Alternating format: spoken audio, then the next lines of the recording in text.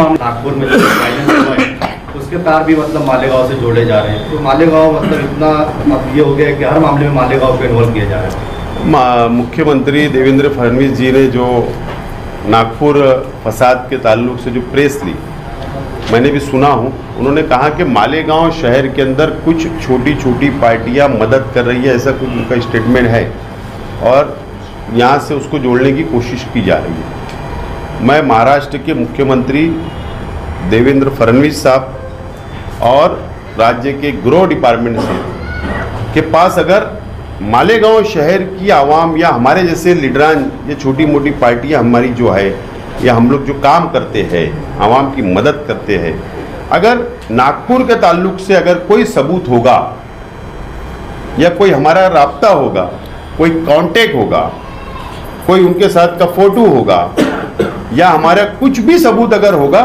तो उन्होंने बिल्कुल पेश करना चाहिए, लेकिन गुमराह नहीं करना चाहिए और मालेगांव को बदनाम नहीं करना चाहिए। उनका मकसद सिर्फ रमजान महीने में चंदा जमा करना था और वही कोशिश में वो लगे हैं। वकील खड़ा करना मकसद था नहीं, चंदा जमा करना जो मकसद था वो कोशिश कर रहे हैं। और हमारा आज भी इल्ज़ाम यही है कि वो दीनी तंजीम सिर्फ और सिर्फ अपना सियासी प्लेटफॉर्म इस्तेमाल करती है। इसलिए ऐसी दीनी तंजीम जो अपना पैसा सियासत में इस्तेमाल करे, अपना दफ्तर सियासत में इस्तेमाल करे, अपने लोगों को सियासत में इस्तेमाल करे, ऐसी तंजीम को चंदा ना दे।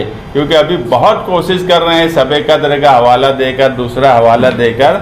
उनका मकसद वकील खड़ा करना होता तो अभी तक कोई ना कोई एक कोशिश की गई होती, 2-4 वकील को बैठाया गया होता, हाईकोर्ट गए होते, कुछ तो किए होते। आज तक जो एमएलए जो लोगों को लाया जा रहा है पकड़ के, उनके लिए कोर्ट में आकर झूठे आंसू नहीं जो एमएलए बता सका, जो जमात बता सकी, सिर्फ चंदा लेना मकसद था। रमजान महीने में वो काम वो बराबर कर रहे। कहने का मतलब ये कि 12 नवंबर मामले में जो रोल पहले था वही रोल अभी भी है। उस वक्त भी मकसद चंदा ही लेना था, आज भी मकसद चंदा ही लेना है। हमको लाख मुखालफत के बाद भी हमारे चंदे में कोई फर्क नहीं पड़ा। बहरहाल हमारी दुआ है कि तंजीम अच्छे चले, लेकिन ये अपील भी है कि कम से कम कभी ज़िंदगी के अंदर हिसाब नहीं दिए कितना चंदा आता। उम्मीद है कि चांद रात के दिन डिक्लेयर कर देंगे कि इतना चंदा जमा हुआ, उसका फिगर आवाम को बता देंगे। जोर तो नहीं पड़ रहा हाई कोर्ट में। देखिए, हाईकोर्ट में जब वकला जो थे निवृत्ति बागुलकर, खालिद अख्तर के, जिस वक्त हाईकोर्ट ये फाइंडिंग दे रहा था उस वक्त उन्होंने खड़े होकर ऑब्जेक्शन भी दिया।